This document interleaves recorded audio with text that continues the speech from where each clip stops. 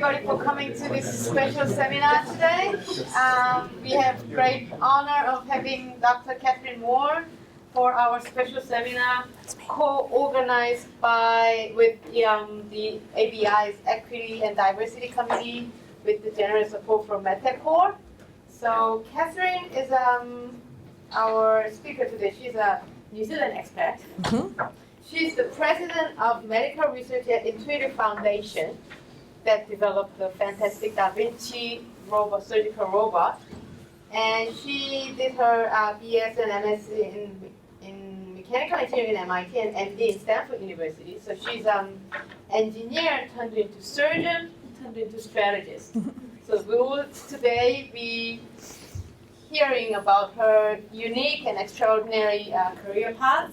So we have our full attention. Thank you. And thank you so much for the invitation to come. So we're here at the tail end of a MedTech Core Advisory Board meeting. So yes, you've seen some of the other folks filing in. I am going to be talking about sort of my somewhat odd career path because it's not that common to start out in engineering and then move directly into procedural medicine and then to move into healthcare strategy. But it's not one of these stories that is, oh, or at least I hope it's not, oh, look at this really unattainable thing. It's a story of making it up as I go along and figuring it out and taking advantage of opportunities that came along that I couldn't have predicted. And so it's really more, there was no such thing as surgical robots when I was in high school or in university. They were just starting to get developed when I was in graduate school, so there was no way to plan anything like the career that I've had. And so if there's one takeaway, it's be an opportunist and reinvent yourself. Because I am not the kind of person that wanted to be a doctor ever since I was 3 years old. I was a tinkerer. I was someone who liked to take things apart and put things back together again and really think about them.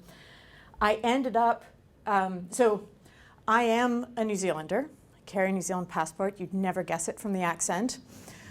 I am a New Zealander that grew up in the States because my parents met and married when they were at Otago. I was born in Dunedin. And then they went overseas to the US to do postdocs and couldn't find two technical jobs in the same city in New Zealand. And so I was a New Zealander going home next year for my entire childhood and grew up in the United States. So one of the reasons why I'm here with the MedTech Core is because what we were really wanting to do is help home grow a medical device, a medical technology industry here so that New Zealand doesn't have to export its PhDs. I ended up at MIT, and this was an interesting process for me because as the child of pure scientists, engineering was considered a trade. And it was a little bit lowbrow, and it was not something that I was encouraged to go into. And so my dad was a little bit skeptical when I said I wanted to do mechanical engineering. But I ended up working with this gentleman here, Ernesto Blanco, who was the designer of the safety trocar and one of the early pioneers in a lot of medical devices. And so I got a first taste of doing some medical device work with him. But mostly I was focusing on building and racing solar cars, and I was working in robotics. And when I say surgical robots weren't invented when I was in university, that's sort of right. In the late 1980s, there were two surgical robots that had been developed in sort of research labs at the time. And they were both fixturing and cutting devices. They were essentially, you would pre-plan. So this is terrifying. This is a transurethral prostatectomy device. So it's going up the urethra and coring out the prostate from the inside based on a pre-programmed path. Yeah. And this one is called the Minerva. That was called TURP, transurethral resection, yeah, whatever it was.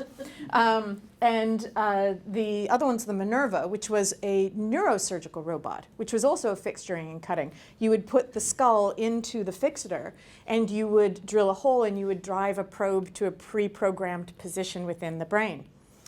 Neither of these ever got FDA approval. Um, but that's what we thought robotics was at the time. It was pre-programming things through paths. And the idea that robotics would be a master-slave and a feedback system was still very foreign to people. And so this was another robot that was coming out in the early 90s called RoboDoc. And the movie RoboCop had come out just before it, and they actually named the bloody robot after this horrifying movie of AI gone wrong. And we talked about it over a glass of wine later with the founders, and they said, yeah, we thought that was a good idea, great. So this was a orthopedic robot, which actually is a better application for fixturing and cutting because bone is relatively predictable in terms of where it is and how it's going to behave, unlike soft tissue. But at the same time, there was a bunch of work being done in compliant surgical robots and in master-slave things. And so this is Akhil Madhani, who is actually my lab mate in graduate school, though I was working on completely different kinds of robots. And he works for Disney Imagineering now, and I work for Intuitive Surgical, so whatever. What I did instead is I ran off and joined the circus. So I had been racing against a company called AeroVironment, which had built the Sun Racer, the electric car that raced across Australia. And the MIT team had built one, and we competed against them. And instead of going on and doing a PhD and becoming a professor, which was sort of the original plan, I went and started working with Paul on essentially building hybrid electric off-road vehicles. We built this for the US military, and there were two companies that were working together. Rod Millen Motorsports, founded by Rod Millen, the Kiwi rally racer, and AeroVironment, but I was the program manager. So in Washington, they called us the Kiwi Mafia as we were building this car for them. And that was a lot of fun. We got to race around in the desert. You could put it into helicopters. It could come out really fast. I was building fun toys. And then I also started working on I started working on fuel cell systems, combined electrolyzers, fuel cell systems that would allow you to build a closed system power for a high-altitude solar aircraft. And this was a very big system problem design because it was a big stressed wing. Looked kind of like this when it flew. I'm going to go back. But we didn't want to, on the span, stress it by putting lots of point loads of weight. And so we stored the hydrogen and the oxygen in the spars of the plane. So rather than sort of thinking about it as a whole bunch of different separate systems, we had to think about how do you integrate all of the different functions and let every little piece on that plane do multiple functions. So that was a lot of fun. And this was the maiden flight of the fuel cell electrolyzer right there. And this is what it looked like about an hour after that last picture was taken. There were about $10 million worth of solar cells on this plane and about 3 years of my life's work in that pod. And they're now all sitting at the bottom of the ocean off of Kauai, Hawaii. So what do? You go to medical school. Now, it wasn't quite in that order, but close enough. And what happened? So it wasn't just that there was an accident. I was already long on the path to going to medical school by the time that flight happened. And it really was because of, in some ways, running away again. Some people could say I ran away from university because I felt I had a responsibility to be a professor. What had happened while I was working on all of those different programs is I'd become a manager. I was managing people who were managing people who were doing what I'd originally gotten into engineering for. And although I was very successful, by a lot of external measures of success, I was personally miserable. And it was very difficult for me to figure out why, when by these external measures of success I was successful, I really wasn't happy in that space. And I realized that I'm an individual contributor sort of person. I'm a big, messy systems design optimization kind of person. And I find, honestly, the people problems boring and repetitive. And as a manager, those were the problems I was solving over and over again. So I was looking for a demotion. I was looking to get out of this sort of senior leadership position and back into doing really creative kind of work. And going from being vice president of engineering to being a first-year medical student is a hell of a demotion. And so I actually really loved it. And I ended up at Stanford primarily because of the chair of surgery at the time. I knew I wanted to do surgery. I'm a mechanical engineer. The body is the ultimate machine to tinker with. You get to take it apart and put it back together again, and somebody's healing on the other end of that. It's really quite compelling. I loved the operating room. He had a vision for bringing engineering and medicine together at Stanford and is the father of the biodesign program, and really was instrumental in recruiting me to come. He also told me this rather interesting secret, that in the mornings, on Tuesday mornings, anyone who had block time, anyone who was doing surgery, didn't have an assistant, because all of the medical students and all of the residents were in core course. They were in a series of classes. So this was the beginning of me skipping all of my medical school classes on Tuesday mornings and going in and scrubbing in the operating room every Tuesday. Luckily at Stanford, they record the classes during the day and you can stream them at double speed at night. And because people talk slowly. And I can read a lot faster than people can talk, so I just crank it up and skip all the bits about ice cream socials at the beginning and all of that, and it's much more efficient. So I would be operating in the morning and taking, sort of catching up on my classes at night. And this is laparoscopic Roux-en-Y gastric bypass. These were the procedures that I was working, I showed you a picture of Dr. Pamela Foster, who was the person trying to do these procedures with only one person in the operating room. And so I would start scrubbing in with her regularly and learning how to do this surgery. So I started scrubbing in my second week of medical school, and by the end of my first year was already, had been doing some of these surgical procedures. Then another interesting thing happened. Dr. Cameron Najat, who was a gynecologist who'd done a huge amount of development on devices for minimally invasive surgery, was accused of academic fraud. And Tom Crummell says to me again, he's essentially the father of laparoscopy. You could learn a huge amount from him. And because you're a medical student, the politics of going in and working with him are much more handleable. I can't let any residents or fellows go in because he's on academic probation for the year while we sort this all out. So this is my second mentorship opportunity, and I jumped in, and now I'm operating 5 days a week in my second year of medical school and taking all my classes at night. And he was so mad. He was cleared in the end. But he was so mad, he's like, you're my med student fellow. I am going to teach you everything, and you are going to be a great surgeon after the end of this year. These are very strange experiences for medical school. But they are opportunities that caused a lot of stress, but I was ready to jump at them when they happened. And so he and I designed a few products together because you can take an engineer and you can stick them in medical school and they're always carrying their notebooks around and drawing things. And so we made there had been a series of injuries.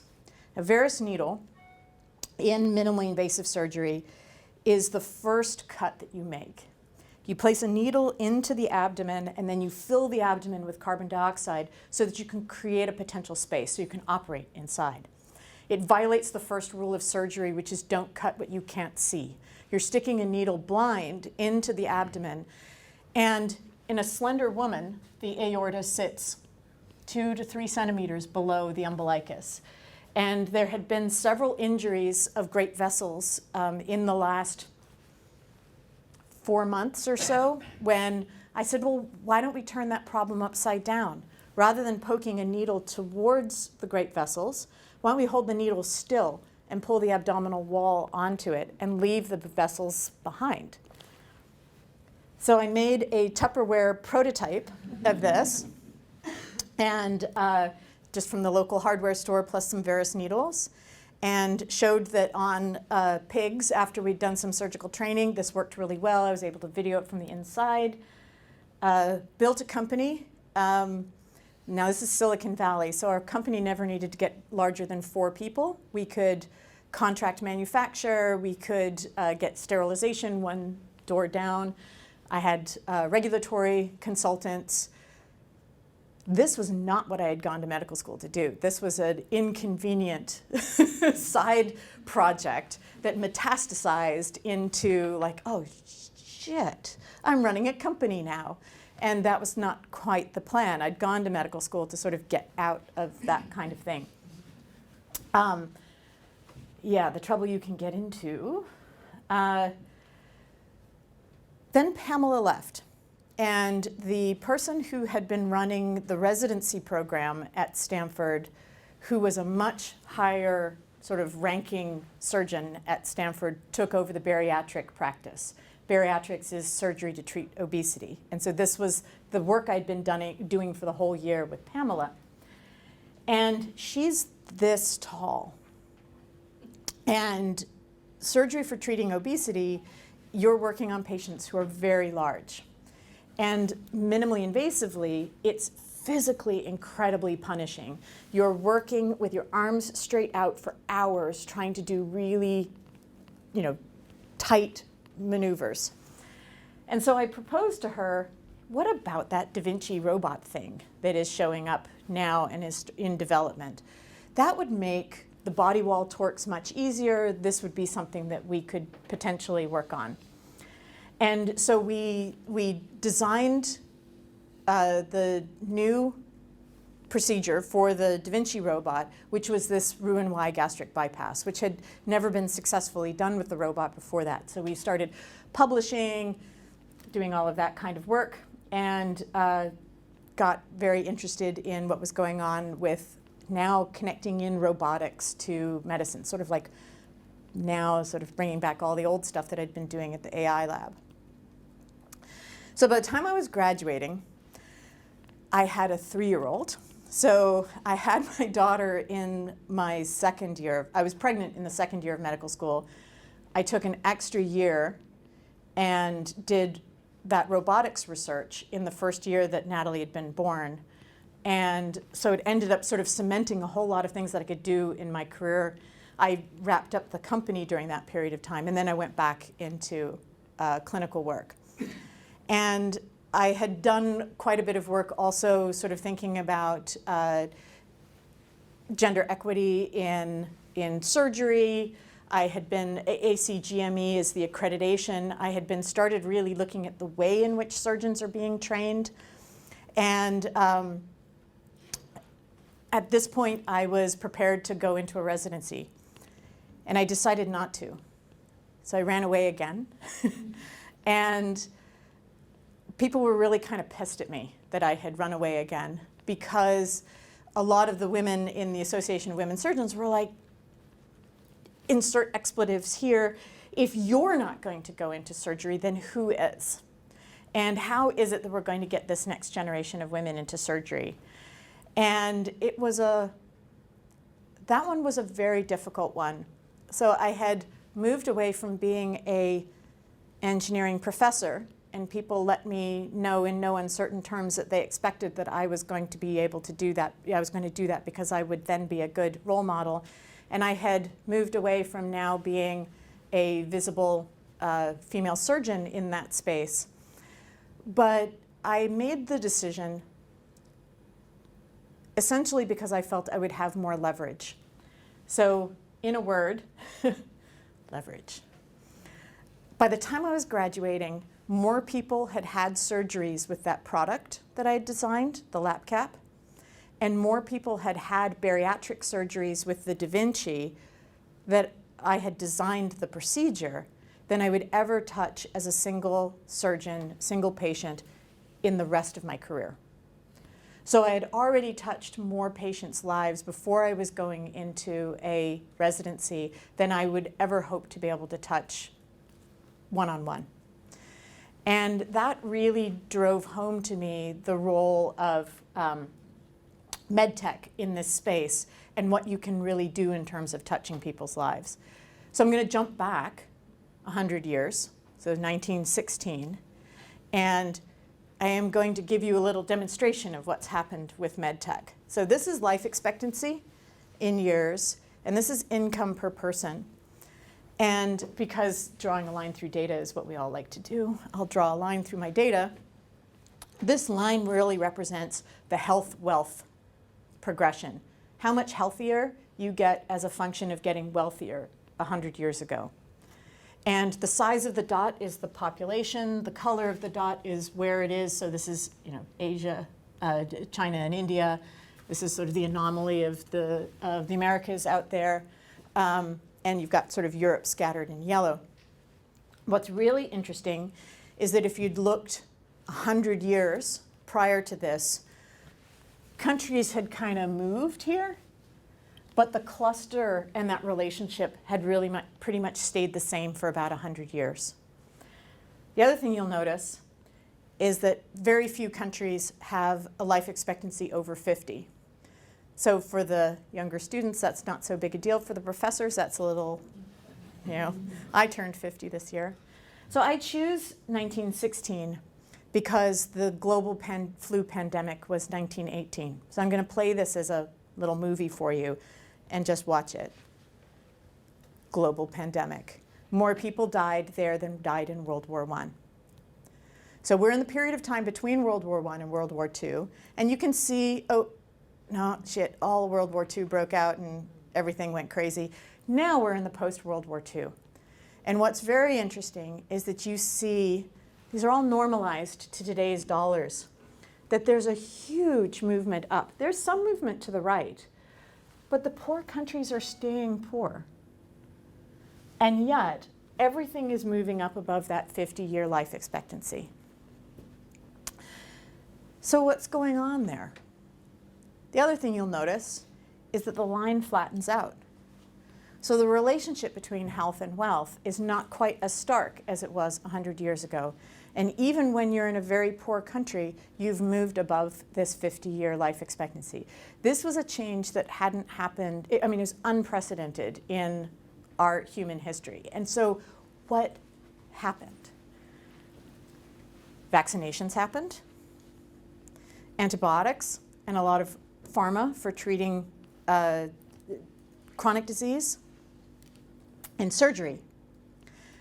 Now, somebody who works in surgery, you're like, that's a little self-serving to say surgery is up there with all of these sort of big powerhouses of global public health.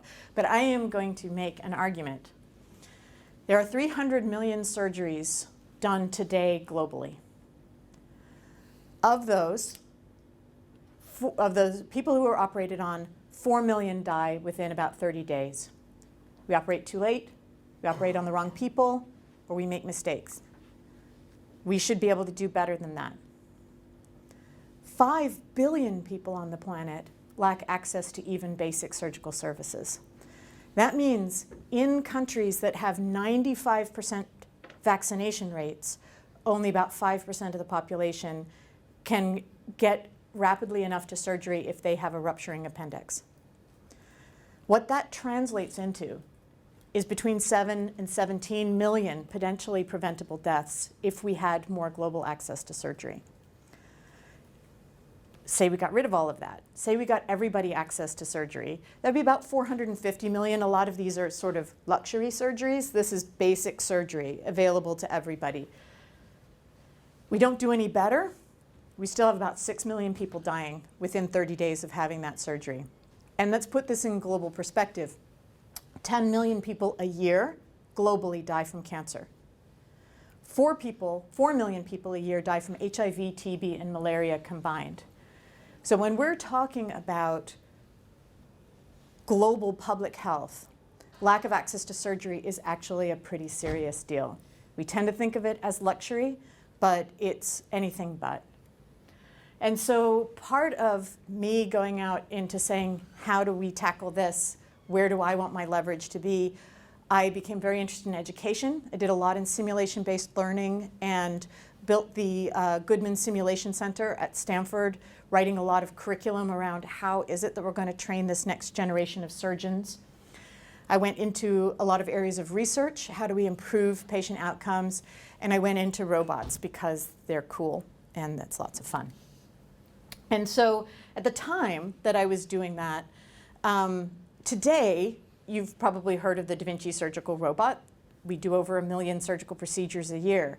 But when I went into medical school in 2001, it was safe to call the cumulative number of procedures none.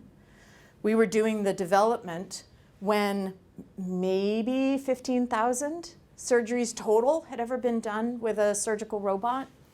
And when I decided to not go into residency and join Intuitive Surgical, there'd maybe been about 100,000 total surgeries done all over the world with robots. And the idea that at this point, you could predict this point, it looks brilliant in hindsight. It looks really scary when you're hitching your horse to this startup wagon and you're trying to figure out where something like that is going to go. And so today, the robots look like this. But they didn't. They were really kind of prototypey looking at the time when we were first really getting into trying to figure out how we were going to apply them to global surgery. But what I bought into was fundamentally the idea that I'd been working in GI, bariatric surgery. I'd done quite a bit of work in gynecologic surgery. And urologic and cardiac were getting increasingly more complicated. And that meant that fewer and fewer patients in those spaces were getting minimally invasive surgery. They were getting a big open incision, not little incisions that the robot could go in through. And I realized I didn't put a video of the robot in here, but I'll fix that. But what I believed was that we could fill that gap with technology, that we could let surgeons who wanted to give minimally invasive surgical procedures to their patients the ability to do that with this technology. This was what I was buying into at the time. And early on, one of the things that we were thinking about is, can we bring all of the robotic instruments in through a single port? Never mind, bringing them in through several incisions. And so this was one of the first sort of internal development projects that I was working on, which is how do you bring parallel instruments in and bring a working space out and be able to work back towards a certain point. And there will be a couple of surgical pictures, but so far everyone seems fairly sanguine. Because this was one of the problems that we were trying to solve, is we wanted to be able to do transoral surgery. We were working in sleep apnea. We were thinking about a lot of different ways in which we could do tongue-based tumors. And we're trying to sort of triangulate all of these instruments in. So this was one of the first, nobody had done this surgery minimally invasively, and we needed to, from whole cloth, create a new set of surgical procedures. So these were the transoral surgical robotic procedures that we were putting together. Also in the lab I was working in, we were focused on how do we take this robot in which we've put a camera between the surgeon's eyes and the patient's tissue, and we've put a master-slave manipulator between the surgeon's hands and the patient's tissue. And how do we start to think about that as a conduit for data? And also a way of bringing new information in, allowing people to make better surgical decisions. And so this is a kidney surgery. And one of the things that we were thinking about is often it's very difficult to figure out where all the vessels go. But with near-infrared fluoroscopy, we're almost transparent to near-infrared. And if we could get the blood to glow, which you can with a drug called indocyanine green, you can see deep into the tissue and be able to look at where there's perfusion. And so this was very exciting, and it launched us in a direction of starting to look at what are the other things in the body that we can make glow? Can we make ureters glow? Can we make the bile duct glow? Can we make sentinel nodes glow? So a sentinel node is the first lymph node downstream from a cancer. And if you can detect which one that is, and you can take it out surgically, and you can slice it very fine and look at it, you can determine with very, very high precision whether that person's cancer has started to spread. And if it's negative, you don't need to give them all kinds of chemotherapy. And if it's positive, you need to go in and do more surgery. And it's a really, really important detection. You really don't want to cut the ureter. The ureter runs from the kidneys down to the bladder. And if you cut it accidentally during a surgery trying to do something else, that person can end up on the kidney transplant list without ever knowing their kidney is dying inside of them. And cutting the common bile duct, or clipping the common bile duct, is one of the worst complications you can have of a relatively benign procedure called the cholecystectomy. But the other really exciting thing was that surgery is an apprenticeship model. See one, do one, teach one. And it is unobserved in that teaching. Most psychomotor skills, if you've ever learned to play an instrument, this is your coach telling you, I want you to change how you're doing it. There's no data around what you've done. Once we put every motion that a surgeon makes through the robot, we turn it into data. And now we start to observe a person learning, going from being a novice to being an expert, and we can observe how 1,000 different surgeons do exactly the same step at exactly the same point in a surgery. So we start to be able to use machine learning and AI tools to automatically break up a surgical video into its component tasks and to be able to analyze what's going on in those component tasks and looking at the sorts of things that, you know, if you do this, does it lead to a better outcome afterwards? And this is getting back into some of the work that I was doing in terms of surgical training and getting excited about how do we take these tools and think about making AI-based coaches. And then this happened. I gave a TED Talk, which for those of you who don't know what TED is, it's this enormous conference that puts out these talks that tend to get seen by millions of people at the time. And that leads to all kinds of invitations to go and speak. And so you can be relatively obscure, which I was. I was a scientist working along in my own little niche. I was known in my area, but I was not known sort of more generally. But after this happened, I had so many invitations to go and speak in different places that I was running the risk of just getting to the point where I talked about what I did instead of doing what I did. And this can happen in a lot, you know, when these sorts of strange kind of left turns happen. And I got some of the best coaching that I've ever had following this from someone who coached people who've had this same sort of experience, where they suddenly are flavor of the month because of some big prize winning or something like a TED Talk. And she talked to me about the 10-year plan. And like I said, this was the best career advice I'd ever gotten. And she said, look around and figure out whose job you want. It has to be a real person. It doesn't have to be someone you know personally. But it does have to be a real person. So why does it have to be a real person? Because if you just list the characteristics of a job, you're going to be in fantasy land.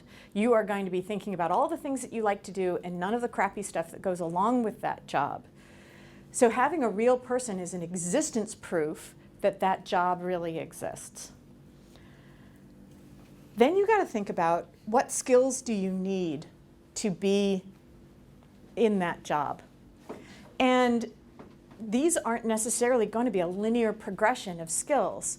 Do you need to take a couple years out and go learn program management skills? Do you need to know something more about manufacturing? Do you need to go get an EMT certification because you really want to know how first responders work because this is something that you want to do as you're designing products for them?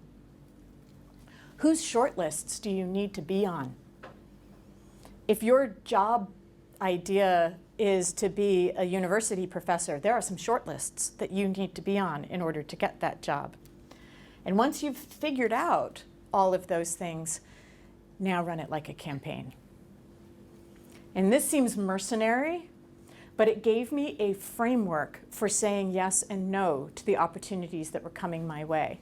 It gave me a framework for figuring out, do I need to make a detour in my career path? When opportunities come, which ones should I jump at? Which ones should I let go by? When it's time to change my plans, if something comes along, does this push me towards changing those plans or not? And so for me, it took me an embarrassingly long period of time to figure out whose job I wanted. I was going through all kinds of people that I knew, and I realized as I was looking, it was super useful because as I was looking at what they did, I realized there were lots of things about what they did that I was not well suited for, and I didn't like, and I wouldn't really want to be there when I got there. And so the person whose job I chose was Ira Magaziner, and he is the architect of the Clinton healthcare plan, and he is currently the president of the Clinton Health Access Initiative. And I was traveling with him a few years after I'd made this decision, and I had let him know that I was really, that his job was the one that I wanted, and, and he laughed and said, "Oh, you can have my job." And then he paused for a little and he said, "But you're not quite ready yet." He said, "But I can help you get there." And he started sort of pushing experiences and opportunities my way. A few years later, we were actually working on a project together when the Ebola crisis broke out. And he was on the phone all night coordinating all of the medical response in Liberia, and then sleeping through all of the meetings that we were having during the day. And he said, "You can take all of these." And so I was stepping in for him during his day meetings while he was coordinating the global response to Ebola at night. And that just sort of made me go, yes, this is the man whose job I want. So what that led me to do is I moved out of research. And I moved into being the vice president of strategy for Intuitive, which led me to really think about how does medical technology get disseminated around the world? How does the kinds of things that we were doing affect all of these big global healthcare systems? Because I needed to understand that to have his job. And so I started running these programs in all of our sites around the world. So this is Korea, US, Switzerland for our pan-European group, and China, where we were taking apart, understanding these big dynamic systems that were these healthcare and figuring out how are we bringing products into those. And so that led me to putting together the Intuitive Foundation. After I had spent a few years in global strategy, the CEO of the company came to me and said, "We want to put together a global foundation aimed at reducing the global burden of disease and suffering through philanthropy, research, education, and improving the outcomes of patients everywhere." So I had lunch with Ira, and I said, "Hey, this is what I'm doing now." And he said, "Yes, you have built an alternate universe version of my job." And I asked him if he remembered that breakfast that we'd had like 10 years earlier. It was almost on the dot, the 10-year plan, but I wouldn't have left research, which I loved, and gone into this really scary area of global healthcare strategy if I hadn't really thought, man, I need both of those things. So it's a weird path.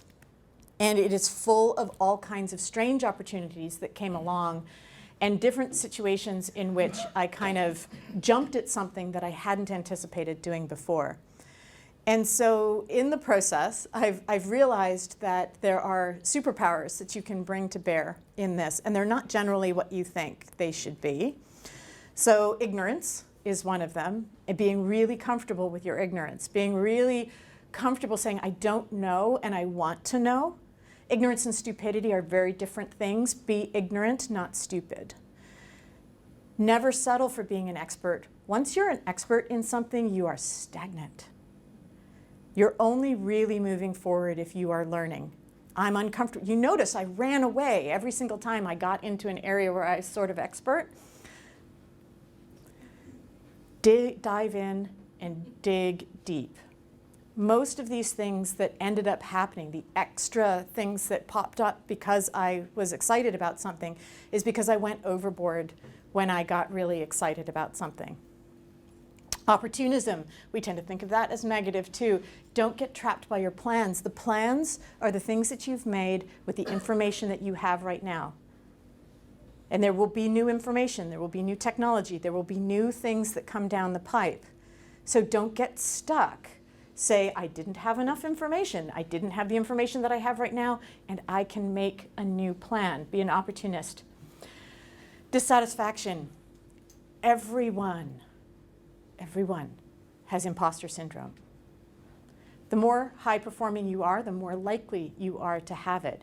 The more likely you are to think, I'm only faking it until they figure out that I'm actually nowhere near as talented as they think I am. Hopefully I can fake it a little bit longer. That is a sort of a central level of dissatisfaction. And you can let it paralyze you, or you can let it just keep driving you towards wanting to do more things. And be absolutely frickin' arrogant. Be defiant. I went to medical school against everybody's advice. I didn't go into residency against everybody's advice.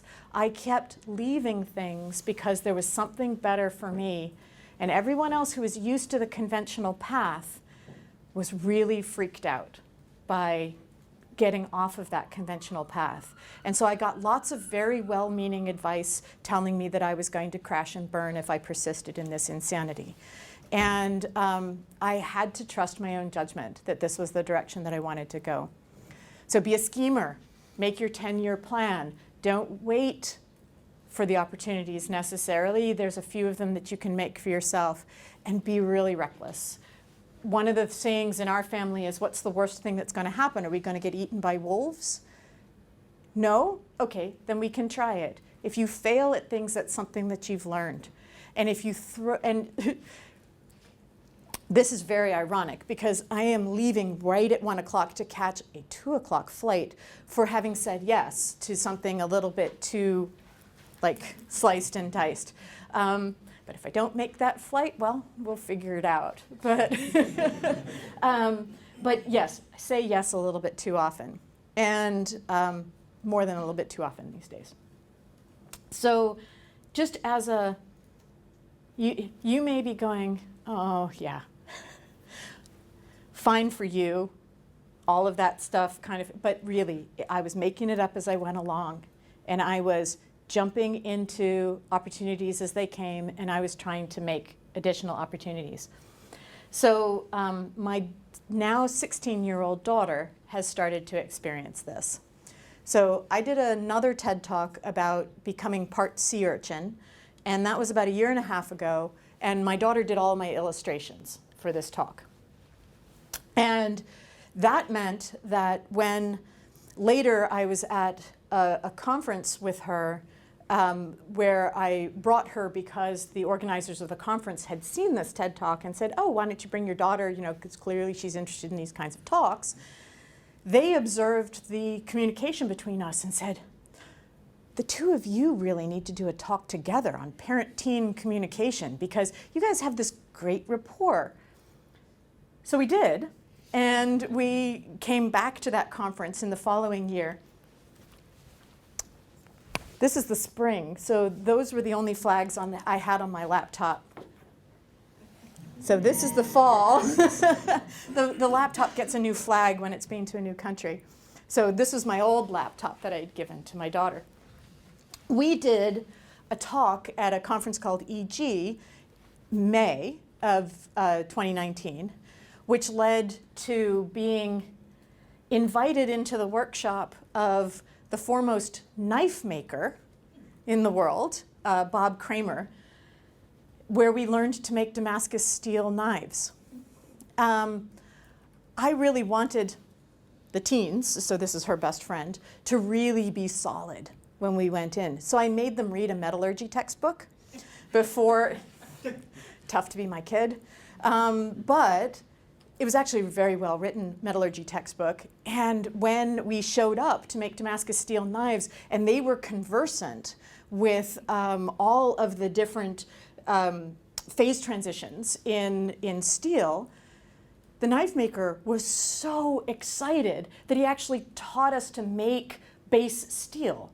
And we sort of like put all the ingredients in and smelted our own steel and then made our own Damascus steel knives.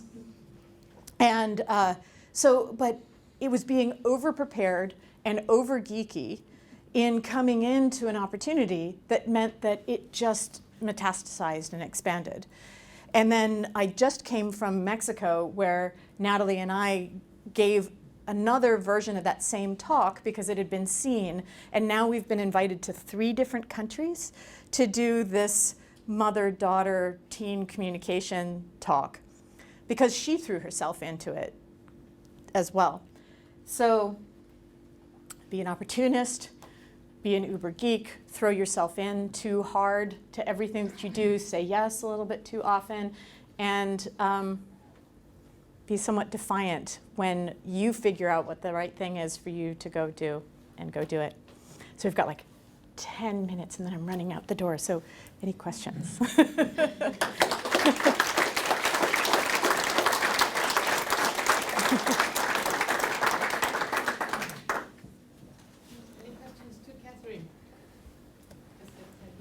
Yeah.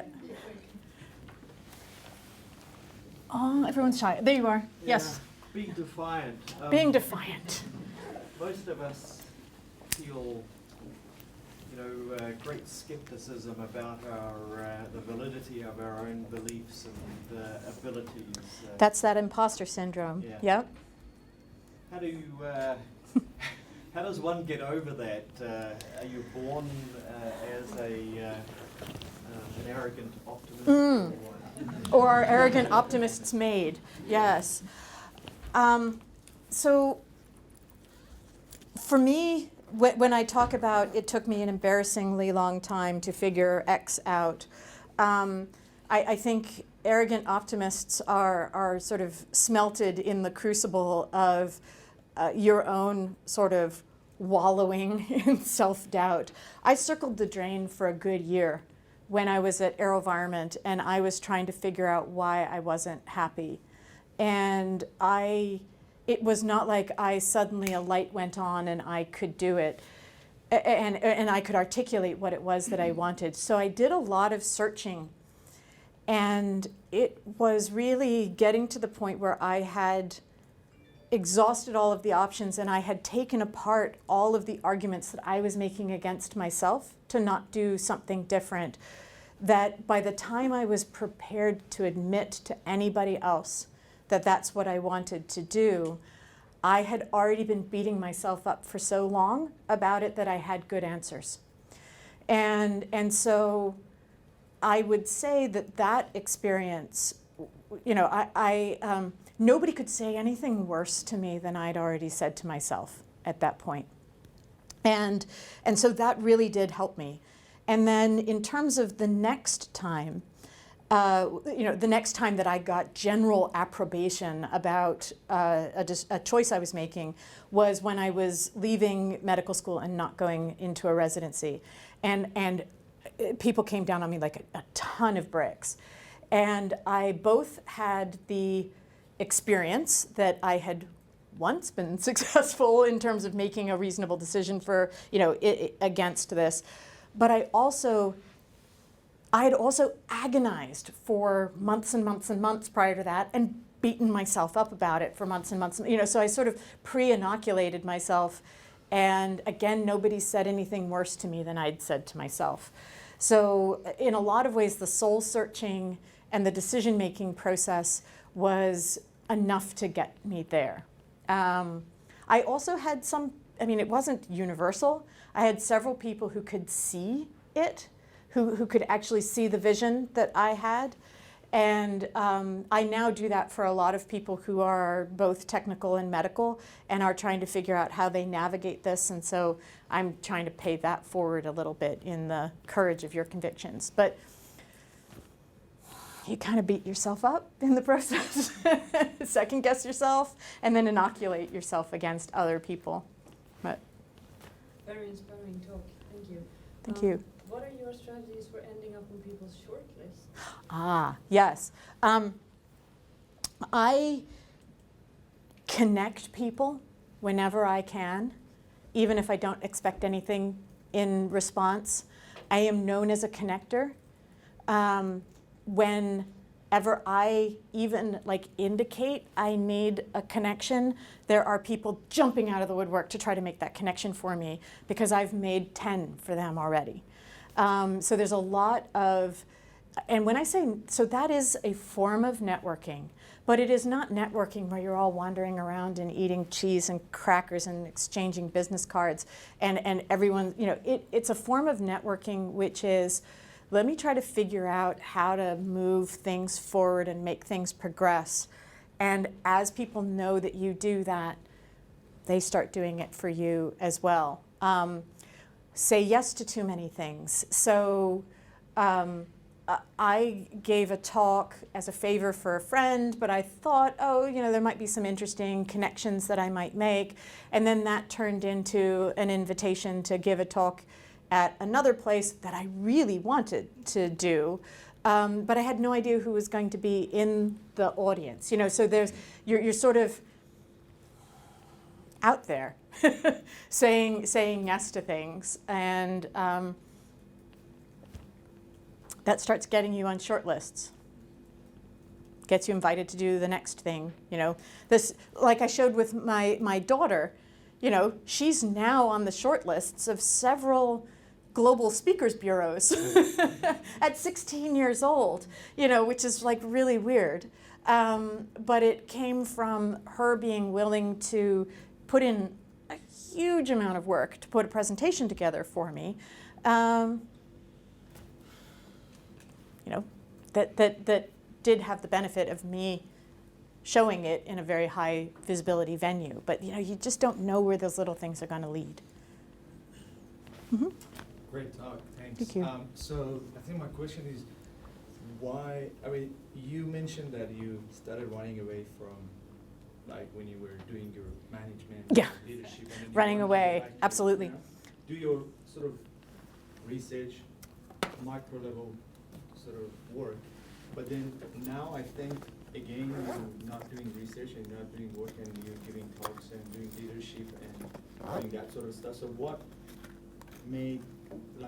change your mind again? Oh, what's different right now is me saying yes to doing all of these talks. Is I'm building a global coalition around open source data to create AI-based training for surgeons. So the work I'm doing for the foundation is right now I'm trying to, I'm working with the World Health Organization and with the foundations of a lot of different device manufacturers and with surgical societies. I'm heading off to Rwanda to meet with the College of Surgeons of South, East, and Central Africa in December to think about how we're going to build tools that are relevant for training. So it's research, it's coalition building, it is sort of thinking about how we're going to build a movement, and it's also tied into the AI and machine learning world. So it's sort of the same big system optimization problems, just on a different stage right now. And I'm saying yes to too many talks because I need to know a new group of people. So I need to learn this NGO world that I know nothing about. And, you know, following those little paths to try to, you know, so I can stalk the head of data for the World Health Organization at an AI conference that I go to, and I can sit down and have coffee with him. Yeah, so it's a different sort of process that I'm doing now. Yeah, I know. Yeah. One more, and I'll do a super fast answer, and I'll be taking my microphone off as we do it. Okay, one I there. want to tell you that I'm in the unfortunate position of following you. Oh, you have to speak next. And everybody in this room knows in their heart of hearts that I'm an imposter. So you've made life very tough for me. It's been a great talk. My apologies.